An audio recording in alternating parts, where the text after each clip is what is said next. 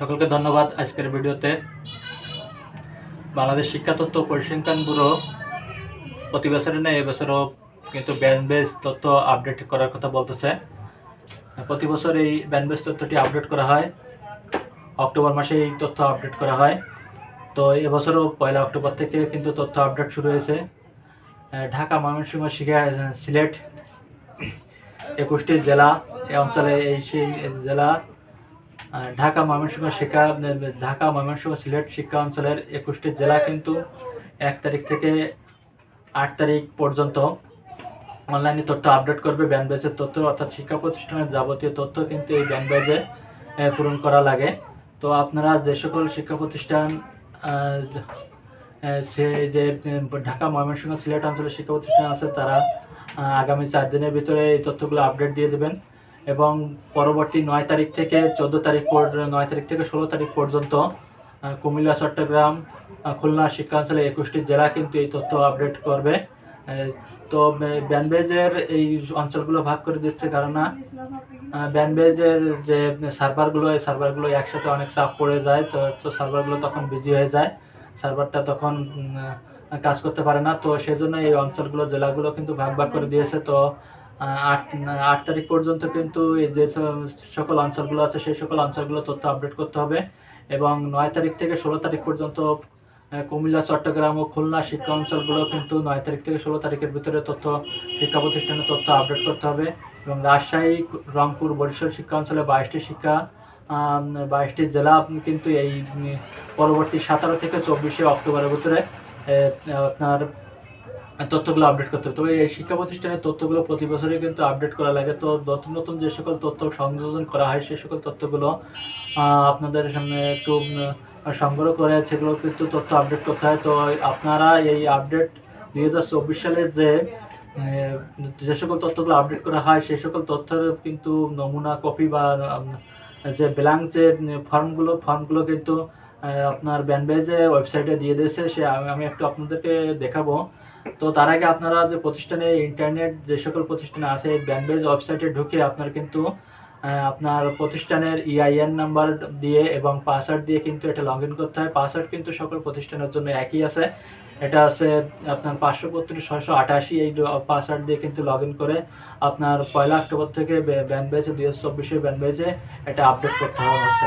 তো 1 অক্টোবর থেকে যেহেতু আপডেট শুরু হয়েছে সেহেতু যারা বাকি আছেন তারা অবশ্যই এই তথ্যগুলো আপডেট দিয়ে দেবেন। 1 অক্টোবর থেকে সকল তথ্য আপডেট দিয়ে দেবেন। ব্যানবেজের ওয়েবসাইটে যাওয়ার জন্য আপনাকে কম্পিউটার থেকে বা মোবাইল থেকে আপনার একটা ব্রাউজারে যেতে হবে। ব্রাউজার থেকে আপনাকে ব্যানবেজ লেখাটা সার্চ করার পরে আপনার বাংলাদেশ শিক্ষা তথ্য পরিসংখ্যান ব্যুরো ব্যানবেজ এই সাইটে যেতে হবে। সাইটে যাবে শিক্ষা জরিপ 2024। এখানে দেখবেন আপনার জরিপ তথ্য প্রদানের সিটি আছে। তথ্য প্রদানের সিটি আপনি দরকার হলে তথ্য প্রদানের সিটিটা দেখে নিতে পারেন। এখানে যে প্রতিষ্ঠান ভিউতে এখানে যে আপনি প্রতিষ্ঠান ভিউ এখানে যে আপনি তথ্যটা দেখে নিতে পারেন। দরকার হলে আপনি এখান থেকে যে প্রিন্ট করে নেবেন, এখান থেকে প্রিন্ট করে নিতে পারেন। তো তারপরে আপনি এই যে তথ্য ফর্ম শিক্ষা প্রতিষ্ঠান জরিপ তথ্য ফর্ম 2024 এটাতে যাবেন।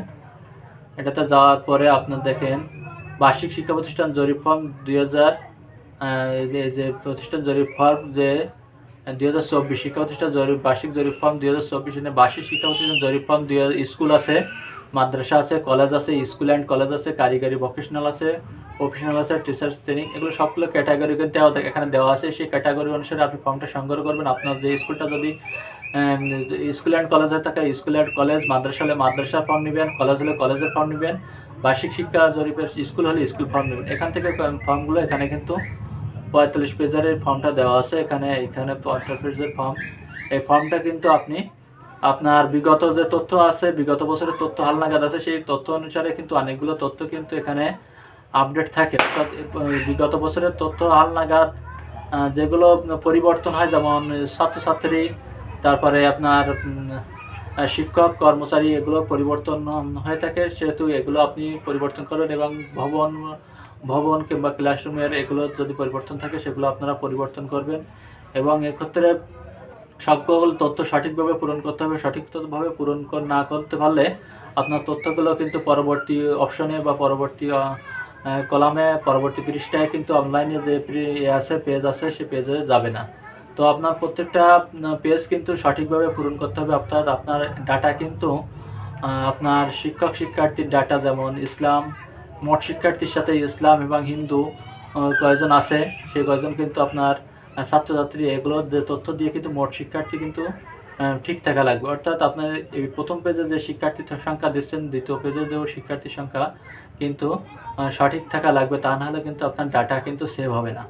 তো আপনারা এগুলো মাথায় রাখবেন যে প্রত্যেক যখনই যে ক্লাসের যে স্টুডেন্ট, হিন্দু, বৌদ্ধ, খ্রিস্টান, এই সকল তথ্যগুলো আপনারা সঠিকভাবে নিশ্চিত করে দিবেন। এই জন্য আপনারা ফর্মটা আগে যে এই ফর্মটা ডাউনলোড করায় আপনারা এই ফর্মটা পূরণ করে নেবেন। পূরণ করার পরে আপনারা দেখবেন যে অনলাইনে তথ্যগুলো দিতে অনেক সহজ হচ্ছে।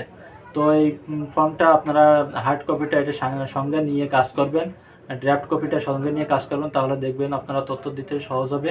তো এই ছিল আজকের ভিডিওটা। আপনারা এই ফর্মটা এখান থেকে ডাউনলোড করবেন। আমি একটু দেখিয়ে দিই, এই যে প্রিন্ট, অথবা আপনি যদি কম্পিউটার সেভ করতে চান সেভ হয়ে যাবে। আপনি যে ফোল্ডারে রাখতে চান সেই ফোল্ডারে সেভ হয়ে যাবে। কিন্তু ওখান থেকে আপনি যদি ফোল্ডার দেখাই দেন তাহলে আপনি যে নামে যেখানে রাখতে চান সেখানে সেভ হয়ে যাবে। তো এটা আপনি সেভ করে রাখতে পারেন, অথবা আপনি এখান থেকে যে প্রিন্ট করে দিতে পারেন। এখান থেকে আপনি এই প্রিন্ট করে দেবেন।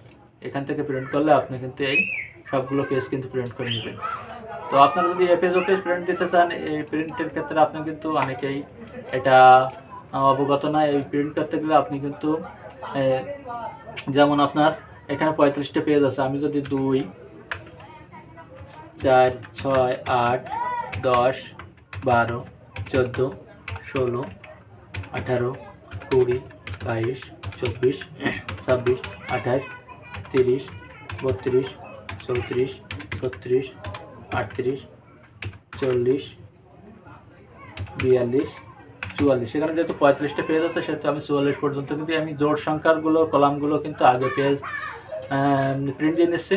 এরকম আপনারা বিজোড় সংখ্যাগুলোর পেজও আগে প্রিন্ট দিতে পারেন। তবে যে সব পেজটাই আগে প্রিন্ট দেন না কেন, আপনি যদি মানে এক পেজের দুই পাশে প্রিন্ট দিতে চান তাহলে সেক্ষেত্রে এইভাবে প্রিন্ট দেবেন। এটা আপনার জন্য সহজ হবে। আপনি প্রিন্টার সেট আপটা এইভাবে করে নেবেন।